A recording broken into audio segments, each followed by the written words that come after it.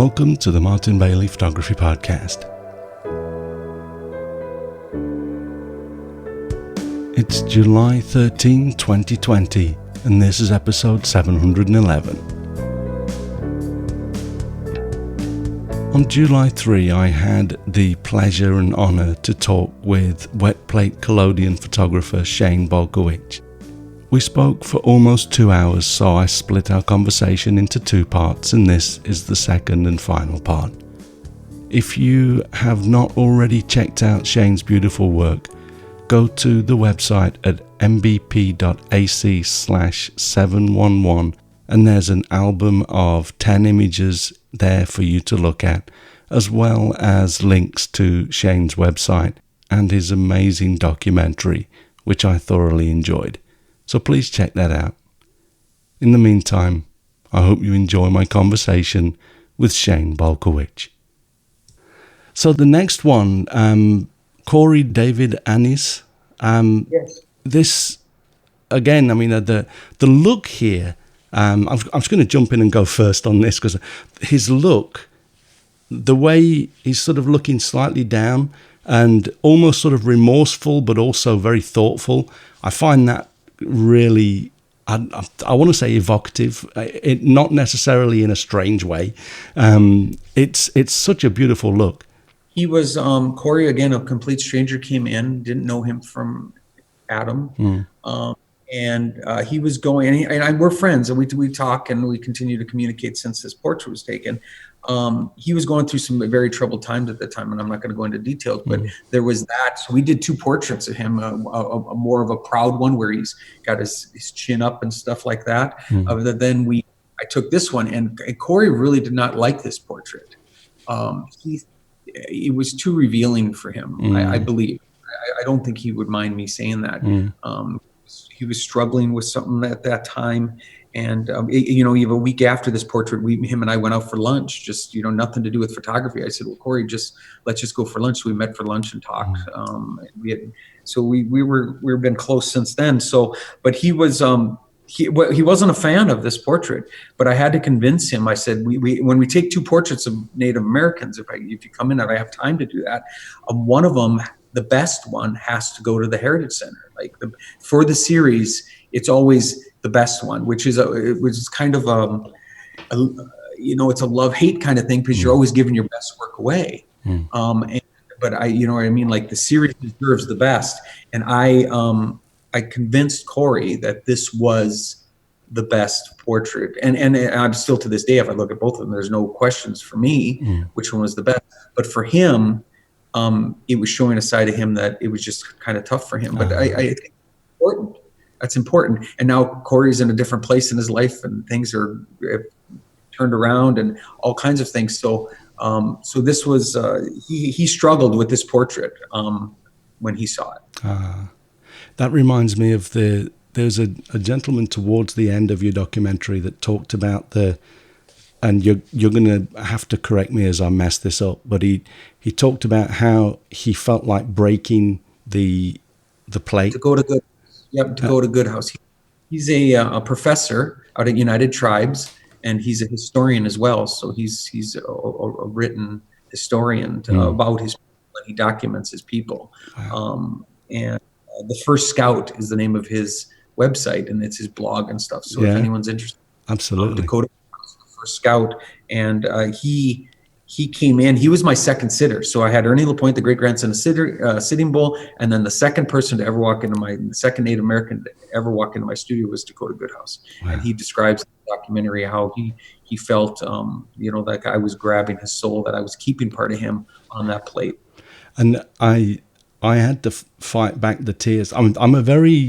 I'm trying to think of a good way to say it without just saying I'm like a crybaby or something, because I get emotional quite easily. But I had to hold back the tears as because we watched it in English, of course, no Japanese subtitles. So I had to keep turning to my wife and telling her the important things. And as I searched for the words, he said he believes that the soul is made up of, what was it? Your shadow, your breath, your reflection, and the it's a moving scene. Yeah, and as I explained that, I'm choking up, and I just thought that, you know, as you hit here as well with the guy looking down, and there's so much captured in these images that it really does, it makes me quite emotional just even thinking about them. Dakota's he's a dear friend of mine, and anytime that I have a struggle or there's some kind of question involved or there, something going on with the series, he's just always there for me to kind of, to inform me and keep me on this path, to make sure that, that I'm respecting everything, and it's beautiful, and so again, the point is that these people come in as strangers and they leave as friends, lifelong friends, and I don't. There's no. What value can you put on that? Absolutely, and the fact that you're doing all of this through your photography is just beautiful. The next one is, let's see, so Larry Allen Yazzie. Can you tell us that Yes. the next two are actually the same gentleman? So can you tell us about these two images? Yeah, it was. I love both of those images very well. So I mean, when people come in, I expect on a Friday, all I can ask for is to get one portrait that I feel very strongly about. Like that, and many days that's too much to ask. Like we need to not be so selfish. Do you know what I mean? And but Larry comes in and he goes around to students. He's an actor. He's had his own documentary as well. Wow. And dancer, and they were going to do the documentary. He's going to before the COVID came out the week before we had at the Fargo Film Festival, where this was going to all be, and Larry was going to come and dance up and down the aisles at the Fargo, during the Fargo Theater, before the movie. He was going to do this 10-minute dance, traditional dance for me. Wow. Just travel hundreds of miles to come do that for me, just for the guests of this documentary. And then 3 days before, it got pulled because of COVID. So Larry and I have another date scheduled. I want to say in October. He's coming back out, so I'm very excited to see what else he can come out with next. But he had this eagle feather winged outfit, and it was just like, it's the same outfit there, but it's down around him on the first image, and then it's like, well, we have to see the glory of this thing. So we raise that up. So it's one of my favorite, and he looks so strong and proud. It's just, but that's not easy, holding your hands above your head for 10 seconds. 10 seconds, and then you can't really blink too much either. So there's a lot to it, and that's where that head brace comes in. A lot of talking, a lot of educating them on what they have to do. So it's this dance. These portraits are a dance between my sitter and me. I can do all the greatest work behind the camera, which I don't usually do, but I can be the best photographer in the world. But if the sitter doesn't do what I need them to do, I don't get the shot. So this isn't all just about me. This is so you have to gain that trust. It's a two-way thing, isn't it? With the long exposures, it's a two-way thing. If you're instantly doing snaps, you can capture people's images and they don't even know that they're being photographed. That's not the case. It's go back to that word of intent. That's it. And I love how you've developed this system. From the video I heard you say, can you blink for me? And then you have them blink again, and then I imagine it's just like, don't blink for the next 10 seconds. And that's the talk. Yeah, there's a talk. So there's a little bit of counseling that goes on before these exposures, and but we would never try. For instance, we would never try the holding up the arms as Larry's first photograph. Larry had to know and see, and we had to see that first plate to say, oh yeah, Larry's got this. And then sometimes it is, oh, that person doesn't have this, that they think that they could move it just a little bit and they don't understand, and then they're blurry, and then for them okay, I got to hold that still. What I mean? It's a perception thing. Yeah. And some people are better at it than others. I mean, some people are just more jittery and you know what I mean. They're more keyed up. I don't know what it is, but not all humans are the same. So, but some people can come in and just like hold a pose. It's unbelievable, and other people can't. So, that's for many things in our lives. People are. You'd probably have a bit of trouble shooting a young sort of teenage or early 20s Japanese person, because they all shake their heads like this. They're like those dogs you see in the back of cars. Yeah. It's crazy stuff. That's why you don't see a lot of young children in historical wet plate images. Can't Because, stay still. group shots, you have all these adults in the background and you see all these blurry figures in the front, and that's children because they weren't holding still for that. So The kids disappear from the shutter speed. Excellent. So the next one is a young lady. Let's see, Aliana Rain Bernstein. Tell us a little bit about this shot. her mom brought her in. There was a couple of, we did a close up of her as well, but her regalia was just very beautiful. That's a jingle dress that she's wearing there. She had these big, huge medallions. I like that. If you look at that, what I saw on the ground glass was the shape of her head and then the shape of these big medallions. So there's like four of these similar shapes. Yeah. And then what drew me to it. So I'm trying to think of how old she was. She's probably about 15 years old, I want to say. And she just came in and we had time for a couple of portraits. And they came in from out of town. And it was like, chin up, let's be as proud as we can. And she pulled it off, and I'm very happy. And I feel that will make it into the second book. So I'm going to be doing a book, volume 1 of my book. For the first 250 images, I take my favorite 50 images, and then there'll be a volume 2 at 500 images, a volume 3 at 750, and a volume 4 at 1,000. So there will be 4 volumes of my book, and I feel that this image will be on that, be in that book. Definitely seems to fit the bill. And is that going to be a limited edition again? I think you did 1,000 copies of your first one. I do 1,000 copies, so I only have like 26 left of the original 1,000. There's some trade versions out there. There's a couple thousand copies of the trade version, but none of those are signed or numbered or anything. So you still have 26 left of the first one? I have 26 limited edition. I might have to talk to how to get the money for one of those to you. Oh yeah, well yeah, that's not a problem. I can send one to you, Martin. At least I can do for all your time and stuff. So no. I definitely. Once they're gone, they're gone. So it's and then I'll just be focused on book 2. So yeah, it's I like the idea that they're limited edition and that they're signed, and then once they're gone, they're gone. Wow. And they're or I won't do a second printing. Yeah, I definitely would love to own a copy. So the second to last in the list was let's see, Troy Fox Kana Morsetti. Morset. Morset. Yes. So he is the son of Jason Morset. You will see in the documentary the Native American gentleman. They were working with the head brace, and they were working at this hair and stuff. He had a big headpiece on. Yeah. This is his son. Wow. So his son came down, and Jason just brought him in specifically and saying, "My son, you're coming into town, and we're going to go see Shane." So he came in for about an hour. It was on even a Sunday. I mean, his son was.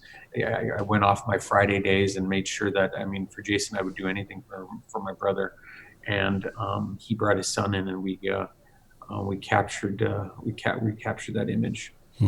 It's stunning. The look.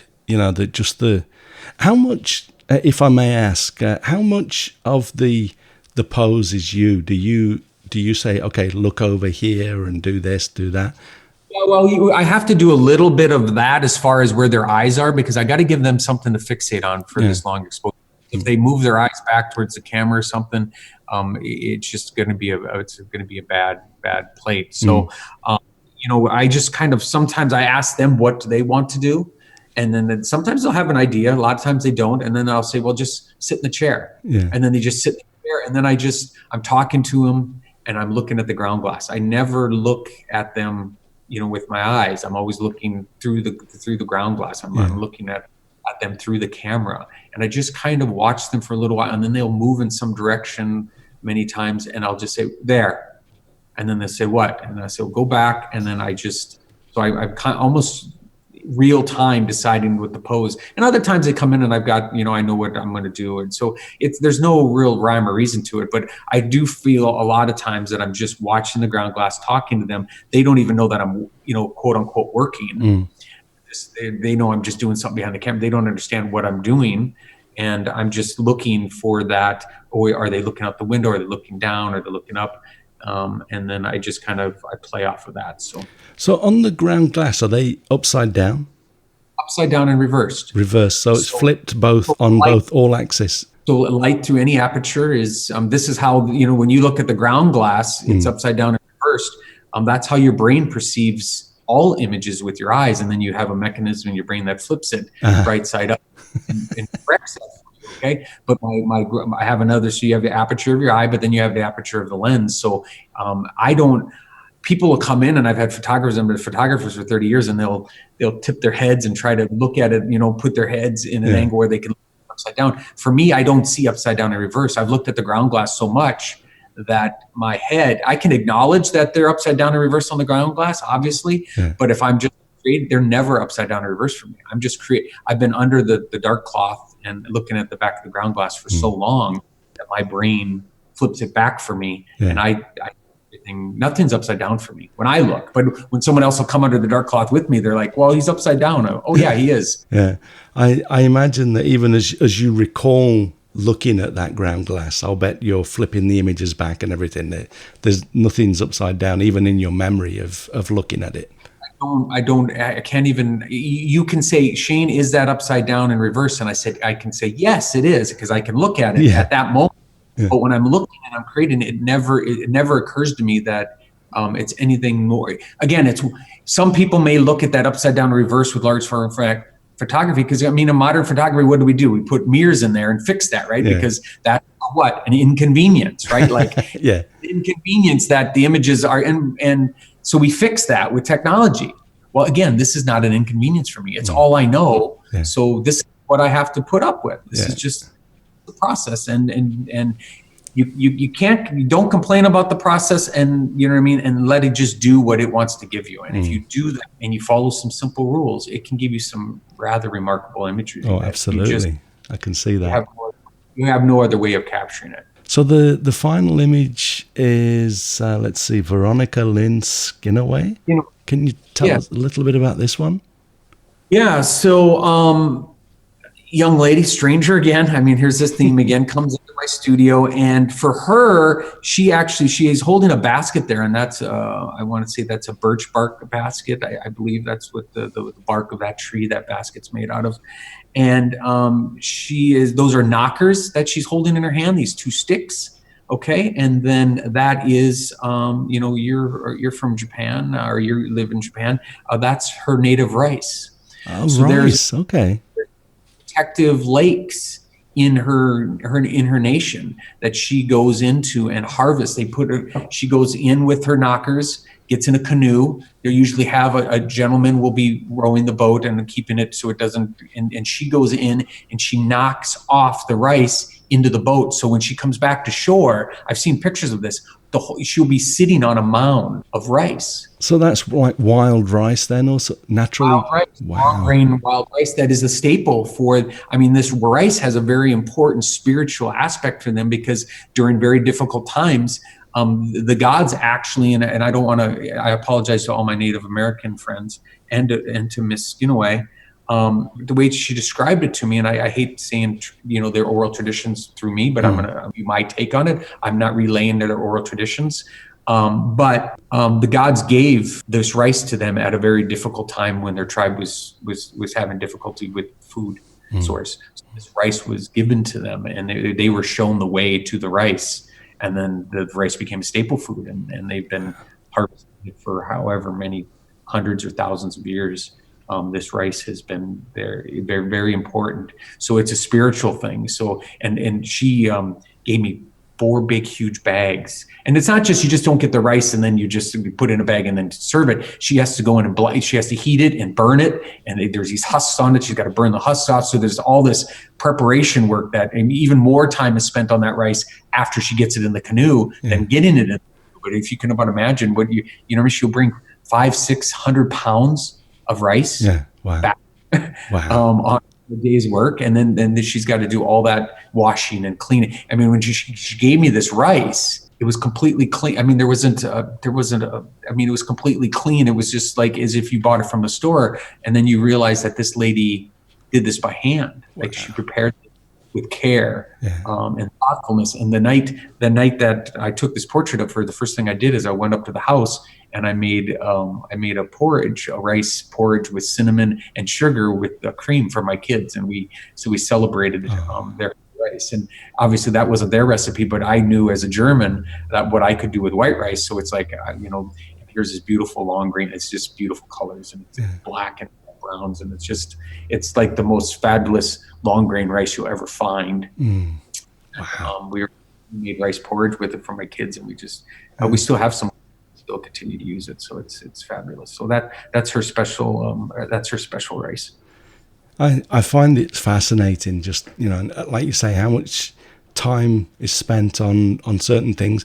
I imagine, and I have no real insight into the Native American customs and beliefs, but the indigenous people of Hokkaido, I travel every year to the northern island of Japan, and it's basically just below Kamchatka, which is just across from Alaska. And a lot of the northern parts of the world have an indigenous people that are, I mean, they look similar as well.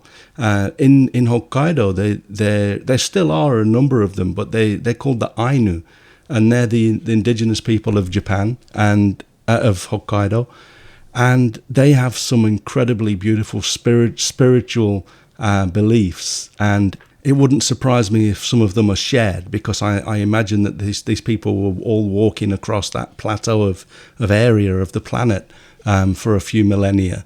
And they'll do things like, for example, they have bears. They call them brown bears, but their DNA, they're pretty much the same as grizzlies apparently.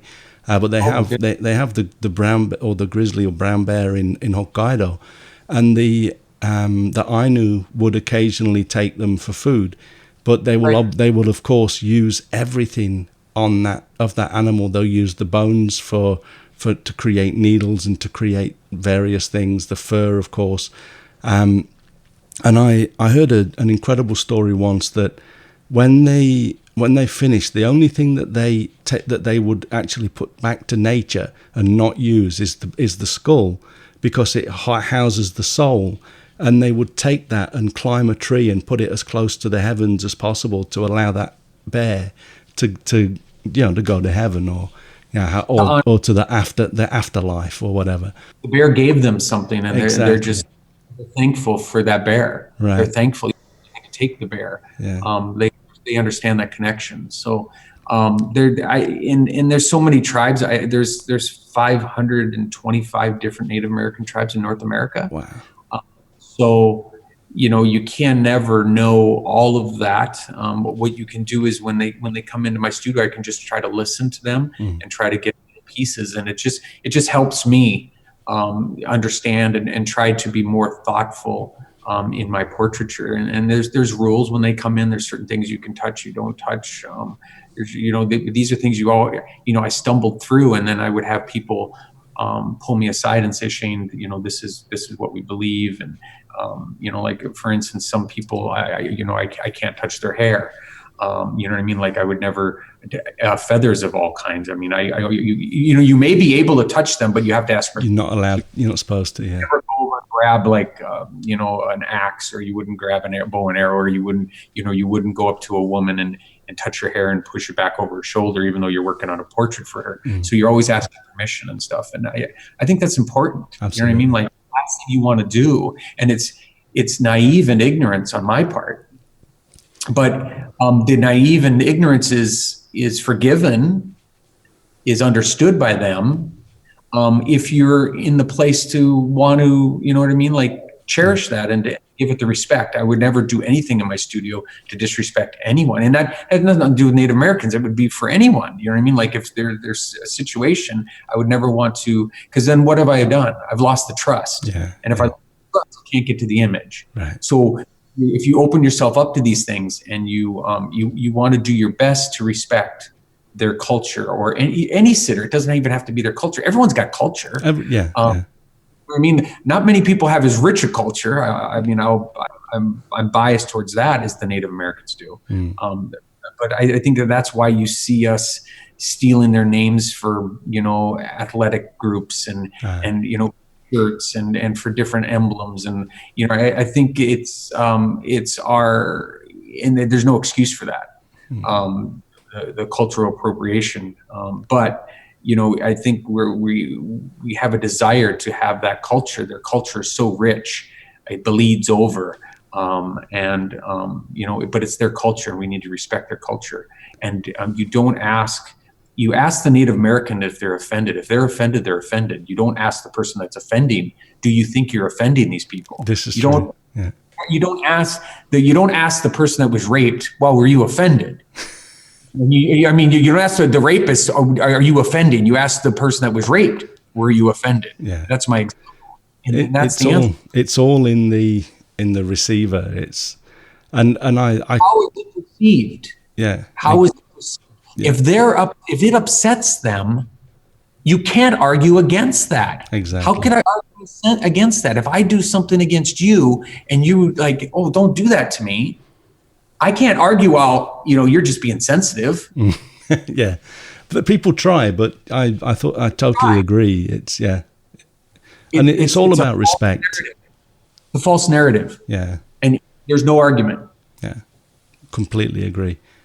I think it's beautiful that you're doing this. I think that your sensitivity to those sort of things is part of the reason that you're opening the doors that you are, and people respect you for the respect that you give them.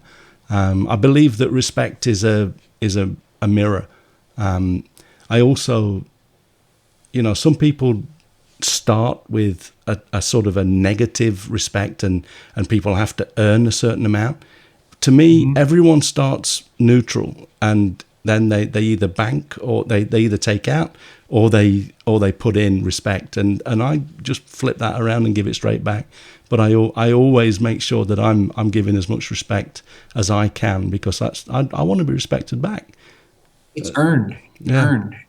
It's not given, not assumed. And this trust that I have, these are, when I was given that name, that's beautiful. They were no longer strangers coming into my studio. They were my brothers and sisters. And when my friends come into the studio and they know that I'm Shadowcatcher, they call me their brother. Yeah. And it isn't like, oh, you're part of the group, here's your patch kind of thing. It's not that kind of thing. This is honestly brother. It's real stuff, isn't it? And it's how can you? I just don't want to let them down. I just don't want to let them down. I don't think you will, but I am going to follow your progress and enjoy watching the next 600 and so images as they come in. I want to just quickly talk about your two self-portraits. Tell us a little bit about these, and then we'll wrap it up. Yeah, of course, and we can spend as much time as you want, my friend. The pandemic came, so I was booked up about 8 months out from my Friday sessions, and then all of a sudden it's like, okay, Friday is coming, and we're in lockdown, and now I have no sitters. So what am I going to do? I sure in the hell am not going to not create this Friday. Like I was going to come down to the studio and make plates, regardless. Yeah. Oh, the self-portraits, the first one, the mask of social distancing. I just had this, like I wanted to, we all have these masks on, and it was like, well, what mask would a photographer have? And then I thought, well, maybe I can put one of my little bellows cameras over my face. And so I made this elastic strap. My daughter, who's Olivia, she's 9, I said, this strap around my ear was white. And I thought that would kind of like pop too much. So she took a little sharp marker, and she meticulously sat there and blackened out that strap, white strap, black with the marker. And it was a self-portrait, and the signature bowler. And my signature bowler, and there's a head brace there. So how I do these is I have someone usually sit in the spot where they are. I put the head brace up to their head, so I know where that position is, because everyone's head's about the same size.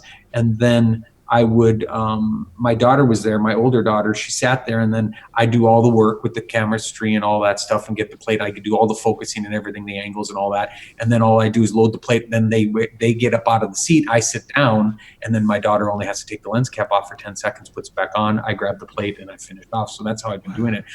I'm actually an engineer. I've hired an engineer to create a remote shutter for me Yeah. that is going to all my different lenses, so I will be able to remove my lens. So I'm these self-portraits I'll be able to do by myself now. Wow. Interaction. So I'll just have this little clicker, and I can just click, count, click, and close. Wow. And so I'm getting that this weekend, so I'm excited about that. So that's a self-portrait.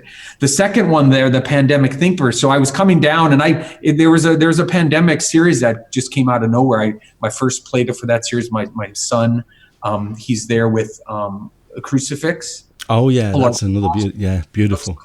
I wanted to do the whole Jesus Christ shirt off, but then I put that M10 Czechoslovakian gas mask on him. And the point of that photo was that if a deity or a god or whatever you want to, or higher being is worried about the pandemic, what chance do us mortals? Yeah, nice touch. Like I kicked that off. So then, the Pandemic Thinker came in, and again, I mean, if you ever would have said, Shane, you're going to get a self-portrait and you're going to be nude. I mean, when would that ever cross? I would say, if you would have told me 5 years ago, at some point, Shane, you're going to take off all your clothes and you're going to take a self-portrait in the nude, I would have said, you've lost your mind. I mean, under what circumstances would that occur? And then the pandemic comes, and I found out very quickly what circumstances brought on that image. So wrote, the Thinker. I had just seen that in Paris just the previous year. And it was like, okay, so we're thinking about a lot about the pandemic, right? That we're thinking about how it affects us. And we're thinking about our mortality, you know what I mean? I did my will, and you know what I mean? Like all these things. So now you're thinking about these things, and it's like, well, let's, I really, that statue moved me.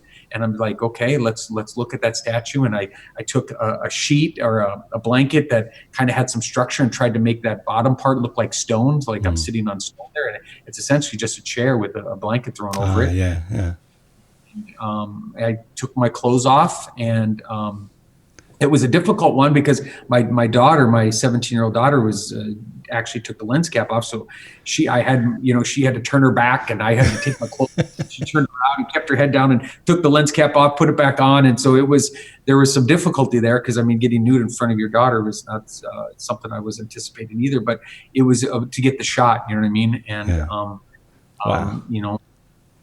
it's just to get the shot. So I was trying to pay a little homage to the sculptor, and also to the gas mask. Again, it's that symbolism of what is this all about? And if people look at this image 100 years from now and they see the gas mask, and then they know what date the image was taken, it's a given. It's a given, right? I mean, what's going on. I mean, I think 100 years from now, people are always going to remember, just like we remembered the Spanish flu and all the other and the things, plague and stuff. I mean, what's happening right now is right up there with all of that. It's going to be one of and I think hopefully, if we do it right, I think it could be a pivotal point for the human race in many ways. I think even here in Japan, people are talking now for the first time about moving out of and away from Tokyo, and because they figured out that you can do a lot of stuff remotely. You can do a lot of things without being in a city of 13 million, 14 million people. And for years, we've all been going towards the cities, and now this may be away from the cities. But what I've learned is that what we think was essential, what we've thought prior to the pandemic, we're finding out very quickly there's a lot of this stuff that we were doing isn't essential. Yeah. Not essential. And what is essential is our time with our loved ones. And I'm going to look fondly back on these months of close knitness. That because we stripped everything away, all the music classes and all the sports, and we didn't have to do any of that stuff. And everything that we thought was important, and what we're quickly finding out is a lot of these things weren't important. And I hope, even if this thing resolves in the next year, I hope that we still remember that things that wasn't important. It wasn't important during the pandemic, so why should it be important now? And focus your time on something more important. Yeah. And that's what I'm trying to do down here in my studio. Is I'm just trying to. I told you already, I do not have enough time to do what I have. I started this too late, 44 years of age. I have so much that I want to do yet. I just feel like I'm playing catch up constantly. And as an oncology nurse, I should tell your listeners that as well. I'm an oncology nurse by trade. hold in the hands of many, many, many, many people as they passed. I'm aware of the mortality that I have, and at 51 years of age, not a lot of people think about at this age, about their own demise, but it's something that's it's a shared experience for everyone. People choose to look at it, maybe acknowledge it a little bit earlier in life and try to do the best of it. But ignoring it and not accepting that, and I don't think that's the way to go either. So it's not a moral thing to think about your own mortality. It's it should be a positive thing, because I mean, you have the moment, and I've said this, and people have been kind of frowned upon this, but I said the moment a child, and I have 4 children myself, but the moment a child is born, the child begins to die. And you don't want to think about a newborn in those terms, but we all, this disease, this pandemic this coronavirus that we're trying to elude, right? We were already given the coronavirus when we were born. Okay, we were already, death was already given to us the moment we were born. So we already have whatever you want to call this disease. It's just, mortality is the disease. We all have that disease already. Every person, no matter what color or how much money you have or wherever your status is, however famous you are or anything, we all have that same disease, and we're all going to perish at some point. And if you live your life, occasionally thinking about that, I think you can hear yourself. Why is it always the last couple hours of your life so important when you're going to be wasted how many hours brushing your teeth? Yeah, you said there that you feel as though you've started too late, but you started. That's the important thing. And if you hadn't started, you'd still be at 0 photographs. Now you're at 3,000 so many. You've got 400. 3,553. That's amazing. And 400 and so of them of the Native Americans in your project. You're steaming towards the end. And you know what? Even if something does happen and you don't get the days you need to complete it, you've already done a lot of amazing things. And if you'd have been scared of the fact that you were at the time, what was it, 44, and you felt too intimidated by that and didn't start, your life would be nothing compared to what it is now, right? So, yeah. Right. In the documentary, in the end there, you'll see, I said, if fate doesn't break my stride, I'm going to see this through. Yeah. And then people ask me, are you going to quit taking Native American portraits at 1,000? And the answer is absolutely not. Nah. I mean, you know what I mean? Like it's again, you can only ask for so much. And I think stretching myself out 15 years in the future I'm putting myself out there to fail. Like, you know what I mean? Like, again, going back to the mortality, there's no guarantee that I will get there. But once I get to 1,000, I'm not stopping. It's just, that's the most that I'm asking for too much. Yeah. I've essentially asked for too much. I've asked for too much time from all these people to trust me. I mean, that's a big ask, right? I mean, I'm asking these people, 1,000 people to take time out of their lives and think that what I'm doing is special enough to take their portrait. I mean, that's a big ask. I'm asking my body and just chance that, can I get 15 more years in the future so I can finish this damn thing? That's all. And I've asked for too much. I feel that. I truly, honestly feel that. But I hope I can. I hope you haven't. And I feel as though obviously the way you're thinking about that is important, but I think you're going to see it through. And I think that with a bit of luck, and like you said, if fate doesn't whip your feet from under you, in those 15 or so years, you're going to be looking back and have a body of work that most people would be incredibly proud of. And I'm really just incredibly happy that today I've had a chance to sit here and talk with. I mean, we've been talking for 90 minutes, and it feels like we've been talking for 10. And I could talk for. We cover that much. We have a lot. I mean, we could have covered a lot more too. So, but there's a bit that this back and forth and talking, because it's just, at the end of the day, it's, guess what? It's just two guys talking, and there's something important about that. Yeah. There's that communal being together. You know what I mean? Like, you were a complete stranger 90 minutes ago, and I don't feel like you're a stranger. And that would be no different, Martin, if you came in and I did your portrait. I mean, once you leave, you're no longer a stranger to me. But it's all filtered through this process. It's the process that got you here. The process gave me this opportunity to be on your show. I mean, you have to acknowledge what it is that's the mechanism by which these fabulous people and all these opportunities are brought into your life. You have to acknowledge them, and you have to tip into it. But then you also have to respect and try to do the best you can for, you know, who you're spending your time with. And that's what I try to do. We share a lot of similar values, and that makes it even more special to have had this conversation, Shane. So I think I think I'll let you go. I know you've got your Creative Friday to get stuck into. It's 9:30 for you now?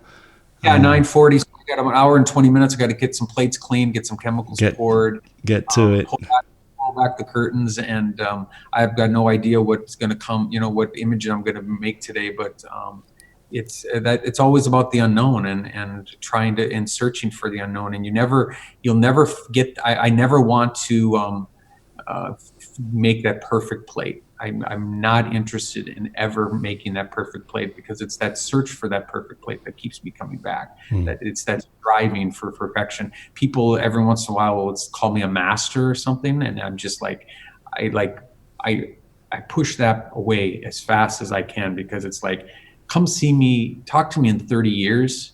When maybe after 30 years, you can, bestow upon me such a compliment. And they're doing it out of, they're trying to compliment. Yeah. They can, and I appreciate that, but I don't accept that. It's like, you don't understand this process to put me there yet, and I'm not there yet, and I've only been at this for 8 years. So give me another 30 years, and then we can maybe talk. But you're a very humble man, Shane, and I think it. I don't know. It helps you to open some of the doors that you do, and so again, the best of luck with the next. If it takes you 15 years or 30 years or whatever, the best of luck with that. And I'd love to stay in touch. Maybe as you hit another milestone or so down the road, pop me a line and we'll. Yeah, we can. If you want to do another talk, we can just talk, or we can do another podcast. Whatever you want to do, it'd be exciting. If you do get stateside, you have to somehow swing in through North Dakota, because I really feel that you would really love this process. And I get to show you something that you haven't seen before. So absolutely.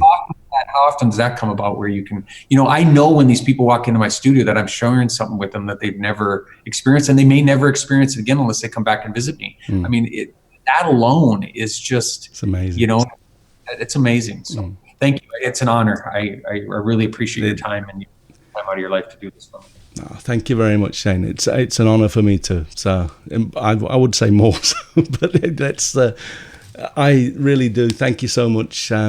It's been a pleasure, and we'll catch up again. Hopefully, if they'd liked what we were talking about today, and hopefully they take the time to watch the documentary. And I just want to plug that, because this was two young filmmakers' first documentary with no budget, zero money, and they just follow me around for over a year, and they deserve. They deserve. If people are interested in large format photography, if you have any interest in wet plate collodion photography, if you have any interest in Native Americans, if you have any interest in just humanity, I think the documentary, what they did was, it really hit on all those different elements. Yeah, I had a wonderful time watching it last night. And like I say, there will be. I've got links in I'll actually have the video, so people can click on it and go through to Vimeo, and also I think it's available. Vimeo's for worldwide. So, but if you're in North America, and I don't even think in some parts of Canada you can't get it, but you can get it on Amazon. But if someone's from the States, it's on Amazon. You can get it on Amazon Prime. But if you're in Australia or Tasmania or something, if you got everyone's going to get Vimeo if they got internet. So Vimeo is where you'd find it. And the name of the documentary is just my last name, Balkowitsch. Yeah.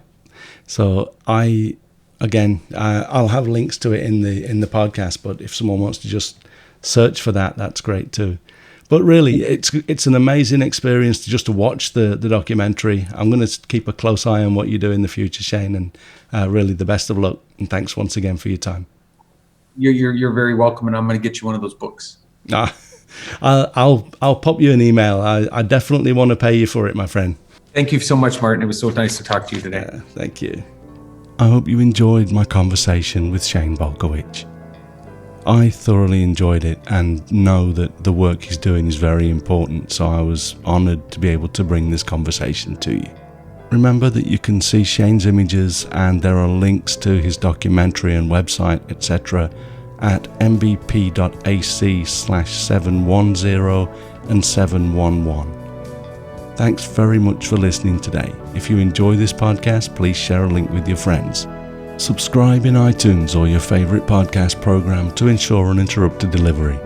If you have a moment to rate the podcast or leave us a review in iTunes, that helps to keep us relevant in the huge number of podcasts out there now. You can find me on Instagram, Facebook, Twitter and LinkedIn, and links to everything that I'm up to are at martinbaileyphotography.com, so do drop by and take a look. I'll be back next week with another episode, but in the meantime, you take care and have a great week, whatever you're doing. Bye-bye.